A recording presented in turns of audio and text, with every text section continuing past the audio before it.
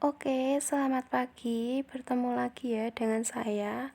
Sebelumnya saya minta maaf karena kan di pertemuan yang kemarin kan saya mengatakan kalau saya mengajar di kelas kalian itu 2 mapel. Ternyata saya mengajarnya itu 3 mapel. Yang satu itu ini akuntansi keuangan. Nah, sebelum saya ke materi, saya cuma mau mengingatkan ke kalian kalau kalian sudah saya beri pengumuman apa itu materi sudah saya upload di Classroom. Hal yang pertama kalian lakukan itu kalian harus absen terlebih dahulu. Karena apa? Karena absennya itu waktunya sampai jam 12. Kan pertemuan kita kan sampai jam 12. Semisal kalian absennya itu telat atau lebih dari jam 12, misal jam 12 lewat 1 menit, itu absennya sudah nggak bisa dibuka lagi. Oke, jadi yang pertama kalian itu harus melakukan absen terlebih dahulu. Nah, terus yang kedua nih, kalian jangan cuma asal absen ya. Tugas itu harus juga dikerjakan. Karena apa? Karena dari situ akan menjadi salah satu bukti kalau kalian itu memang benar-benar mengikuti pembelajaran di kelas itu. Misal di kelas saya. Nah, kalian akan ada buktinya. Oh, ternyata benar-benar melakukan pembelajaran di kelas saya. Nah, semisal kalian ini telat untuk mengumpulkan tugas, maka kalian bisa konfirmasi kepada saya. Maaf Bu, tugas saya telat. Ngirimnya nanti ya Bu, gitu. Jadi kan saya bisa mengasih mengasih waktulah kepada kalian. Jangan asal kalian nggak ngerjain tugas gitu. Seumpama tugas hari ini nggak kalian kerjain sampai besok, berarti tugas pertama di mata pelajaran yang itu nanti nggak ada nilainya. Terus juga kalau kalian menunda-nunda mengerjakan tugas, kan nanti tugasnya akan numpuk. Terus kalau kalian nggak ngasih atau nggak ngirim tugas, lah nanti saya juga kebingungan. Saya dapat nilai, kalian dari mana bikinnya nilai nanti gimana? Soalnya tugas kalian nggak ada yang masuk, seumpamanya seperti itu. Oke, itu aja sih yang saya ingatkan. Nah, untuk pertemuan kali ini nanti kita itu akan belajar tentang apa ya? Nah, ini tentang cara mencatat transaksi penjualan secara kredit, wesel, dan anggaran. Jadi di akuntansi ini nanti kita akan belajar tentang jurnal-jurnal. Pokoknya mengenai dengan jurnal-jurnal gitu ya. Nah, untuk pertemuan pertama ini kita akan bahas satu persatu terlebih dahulu. Yang pertama itu nanti kita akan belajar tentang penjualan secara kredit. Oke. Nah, ini penjualan secara kredit. Nah, di sini penjualan itu enggak hanya penjualan tunai, tetapi di sini penjualan juga bisa dilakukan secara kredit. Kenapa? Karena di perusahaan itu kebanyakan di perusahaan besar sih itu sering melakukan penjualan secara kredit. Kenapa? Karena di perusahaan ini perusahaan ini itu ingin memperoleh keuntungan gitu loh. Kan kalau kita membelinya secara kredit itu pasti kan harganya kan akan lebih mahal dibanding dengan pembelian secara tunai. Jadi kan di perusahaan ini, kalau perusahaan ini melakukan penjualan secara kredit, maka kan perusahaan ini akan mendapat bunga dari kalian membayar itu. Jadi perusahaan ini akan mengalami keuntungan. Seperti itu. Terus yang kedua itu kenapa kok dilakukan penjualan secara kredit? Karena untuk mempermudah konsumen atau pembeli untuk membeli sesuatu atau membeli barang sesuatu yang diinginkan oleh pembeli atau konsumen. Nah, di sini saya mengartikan kalau penjualan secara kredit itu penjual memberi waktu kepada konsumen untuk menunda pembayaran sesuai dengan syarat yang telah disepakati antara penjual dan pembeli. Nah, syaratnya ini biasanya itu batas waktu pelunasan pembayaran. Semisal saya sama si A melakukan penjualan secara kredit. Saya dengan si A akan berdiskusi, kira-kira saya mampu melunasi itu tanggal berapa. Tuh, semisal tanggal 15 Juli saya harus melunasi pembayaran. Terus semisal kalau di hari itu atau di tanggal itu, tanggal 15 Juli itu tidak bisa melunasi, maka ada sanksinya, entah itu barang yang berharga punya saya akan menjadi jaminan mereka atau gimana lah, itu antara kesepakatan antara penjual dan pembeli. Seperti itu. Coba kalian pahami dulu penjualan secara kredit. Sebenarnya penjualan secara kredit ini secara tidak langsung kalian gini ya, sudah mengetahui lah ya, sudah nggak asing lagi sih penjualan secara kredit ini. Oke, yang selanjutnya ini, beda nggak sih penjualan secara kredit dengan secara tunai? Ya jelas beda. Oke, bedanya di mana? Kalau penjualan kredit itu barang akan diberikan terlebih dahulu kepada pembeli. Habis itu nanti bayarnya bisa diangsur atau dicicil. Nah, kalau pembayaran secara tunai ini itu sifatnya itu kas. Jadi ada uang, ada barang langsung gitu. Barang ini jadi pembeli ini melakukan pembayaran terlebih dahulu, habis itu barangnya ini nanti baru akan diproses. Kayak kalian beli di onlinean tuh ya, kan kalian harus transfer uang dulu tuh ke penjual. Habis kalian transfer, terus kalian ngirim bukti transferannya kepada penjual. Habis itu barangnya baru diproses, dikirim ke kalian. Terus kalau kalian beli emas di toko emas, nah itu kan ada uang, ada barang. Saya mengasihkan uang ke ke penjual, terus nanti saya dapat emas dari penjual. Seperti itu.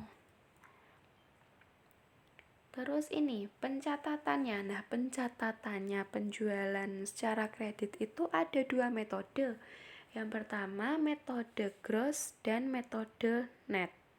Nah, kalau untuk metode gross, ini itu piutang ini dapat diakui sejumlah penjualannya, jumlah dengan penjualan. Misal nih, misal apa ya, toko A menjual barang dagang kepada toko B dengan jumlah 2000, ya kan? Terus toko A memberi syarat pembayaran kepada toko B 2/10 N/30. Nah, pada tanggal 10 toko B melakukan pembayaran atas pembelian pada tanggal 2. Nah, kalau yang gross itu kan piutang diakui sebesar jumlah penjualannya tadi berapa? Kan 2.000. Nah, piutangnya yang diakui yang itu, yang utuh 2.000. Tapi kalau yang net itu piutang diakui setelah dikurangkan dengan potongan. Nah, yang tadi kan toko A jual ke toko B dengan jumlah 2.000. Terus toko A memberi syarat kepada toko B itu 2/10 N/30. Nah, habis itu toko B melakukan pembayaran pada tanggal 10. Oke kan? Nah, tanggal melakukan pembeliannya itu di tanggal 2 ya. Tanggal 2. Terus pembayaran di tanggal 10. Nah, itu kan masih dapat potongan kan? 2 ke 10 itu berapa hari? 2, 3, 4, 5, 6, 7, 8, 9, 10. Berarti kan ada berapa? 9 hari ya? Ada 9 hari. Itu kan masih dapat potongan karena batas mendapat potongannya kan 10 hari. Jadi potongannya itu 2% dikali dengan jumlah penjualannya tadi berapa? 2.000, berarti kan Rp40. Nah, piutang dagangnya berapa? Piutang dagangnya berarti 2.000 dikurangi dengan Rp40. Jadinya kan 1.960. Oke. Nah, itu yang diakuin yang di net.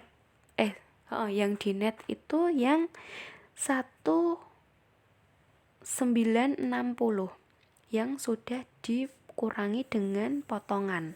Tapi kalau yang gross itu yang murni, yang jumlah aslinya tanpa ada potongan. Untuk lebih jelasnya nanti ada latihan soalnya di slide berikutnya. Oke, kita lanjut dulu ya ke yang selanjutnya itu.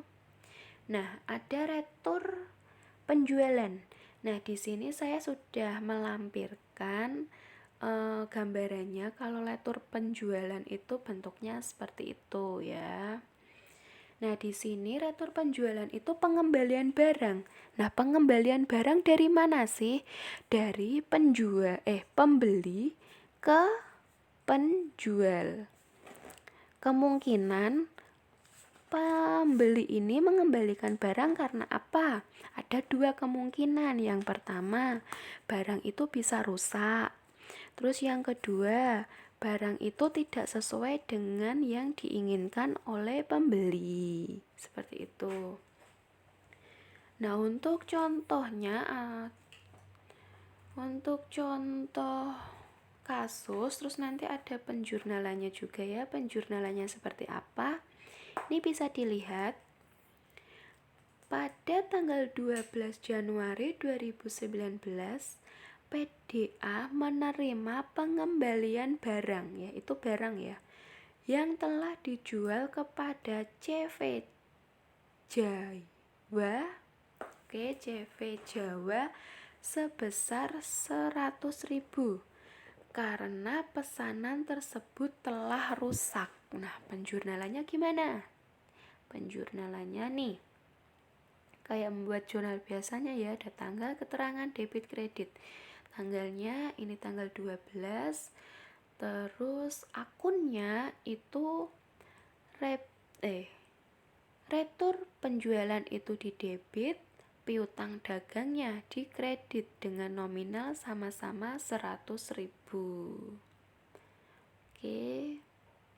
Sampai di sini penjurnalannya gimana, bisa dipahami? Terus untuk selanjutnya, nah ini yang tadi yang saya katakan ya, penjualan kredit itu ada gross dan juga ada net. Kalau gross itu berarti piutang yang diakui itu sejumlah penjualan tanpa melihat potongan harga. Kalau yang net ini piutang yang diakui ini sudah dikurangkan dengan potongan atau diskon ya. Yang net ini bisa disebut dengan diskonan gitu ya. Contoh soalnya tanggal 5 April 2019 PD Jaya menjual barang dagangan kepada toko Abidin sebesar 2 juta dengan syarat pembayaran 2/10 N/30. Pada tanggal 10 PD Jaya menerima pembayaran piutang yang terbentuk pada tanggal 5 April 2019. Ingat, kalau membuat gross itu yang piutang dagangnya itu sejumlah penjualan. Akunnya itu ada kas di debit, potongan di debit, piutangnya di kredit dengan jumlah berapa? 2 juta. Kasnya yang masuk ini 1960, terus potongannya ada 40.000, piutangnya 2 juta. Oke. Nah, ini dari mana nih? 1960 itu kasnya diperoleh dari 2 juta dikurangi 40.000. Jadi ada 1960.000. Terus untuk menghitung potongan. Nah, menghitung potongan ini kan gampang banget ya. Itu menghitung potongan tanggal 5 ke tanggal 10 itu ada berapa hari? 5, 6, 7, 8, 9, 10. Kan ada 6 hari. Nah, maksimal dapat potongan itu sampai 10 hari. Berarti kan masih ada potongan. Oke, masih ada potongan, masih mendapatkan diskon. Berarti diskonnya berapa? Potongannya berapa? 2%. 2 juta dikali 2 juta 2 juta dikali 2% sebesar 40.000. Nah, potongannya 40.000. Ini untuk yang gross dulu. Untuk karo yang net itu tadi piutang diakui kalau sudah dikurangi dengan potongan ya. Jadi piutangnya itu enggak 2 juta lagi, tetapi 1960.000 karena sudah dikurangi dengan potongan. Seperti itu. Oke. Ada 2 metode, gross dan net. Kalau gross itu piutang diakui sejumlah penjualan. Kalau yang net itu piutang diakui setelah dikurangi dengan potongan. Oke. Selanjutnya nih. Nah, sini ada yang namanya penjualan dengan kartu kredit. Oke. Penjualan dengan kartu kredit. Nah, di sini penjualan ini juga bisa dilakukan dengan kartu kredit ya. Nah, kartu kredit sendiri itu dapat dikeluarkan oleh bank atau juga lembaga keuangan non-bank. Kalau semisal kartu kredit ini yang keluarkan oleh non-bank itu harus dilaporkan dulu kepada perusahaan yang mengelola kartu kredit. Oke. Nah, dalam kartu kredit ini itu nanti kita juga akan ada ongkos ya, ada ongkosnya untuk untuk mengurus perusahaan sebelum kalian mengirim uang atau sebelum kalian mencairkan uang gitu ya.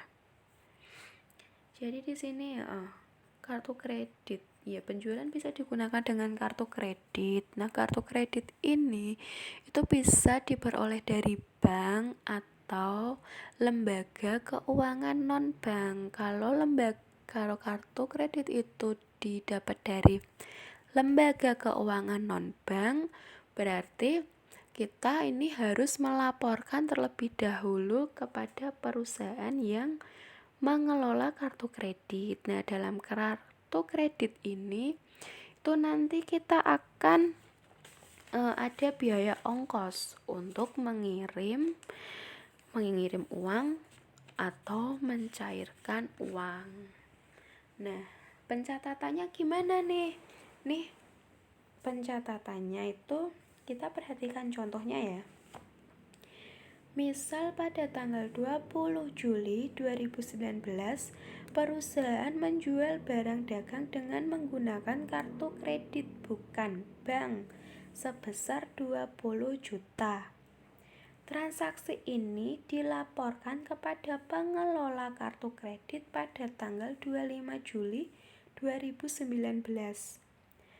Pada tanggal 26 Juli 2019, pengelola kredit memotong beban kartu kredit sebesar 200.000.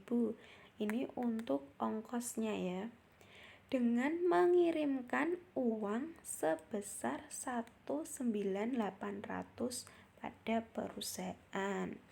Semula kita punya uang 20 juta. Terus kita akan mengirimkan uang, dikenakan biaya atau ongkos pengiriman sebesar 200.000. Jadi uang bersih yang dikirimkan sebesar 19.800. Nah, untuk penjurnalannya, mari kita lihat sama-sama ya. Nah, ini untuk penjurnalannya. Penjurnalannya itu penjual dengan kartu kredit ya, pada tanggal 20. Akunnya piutang dagang sebesar 20 juta, penjualannya di kredit 20 juta. Nah, untuk penjurnalan pengelolaan pada tanggal 26. Oke, ini tanggal 26 ya, bukan 20. Itu kasnya berapa? Uang yang dikirim. Berarti kan kita menerima uang. Semisal pihak A mengirimkan saya uang, berarti kan kas saya bertambah nih sebesar nih 19.800. Potongannya berapa? Ini potongannya ada 200.000. Nah, jadi piutang dagangnya ini 20.000. 19.800 ditambah 200, 20 juta ribu. Oke. Sampai di sini coba kalian pahami dulu pelan-pelan. Kalau udah, kita akan lanjut sebentar ke mana ya? Ini latihannya. Nah, di apa tadi? Pencatatan. Tadi kan kita udah belajar tentang jurnal penjualan secara kredit. Nah, di sini nanti akan ada yang namanya jurnal penjualan dan jurnal penerimaan kas. Oke. Nah, kita keluar dulu ya. Kita keluar. Oke, kita keluar terus kita buka di Excel. Excel ini pencatatan. Nah, nih. Ini di pencatatannya di mana ya tadi ya? Nah, ini pencatatan untuk pembuatan jurnal penjualan.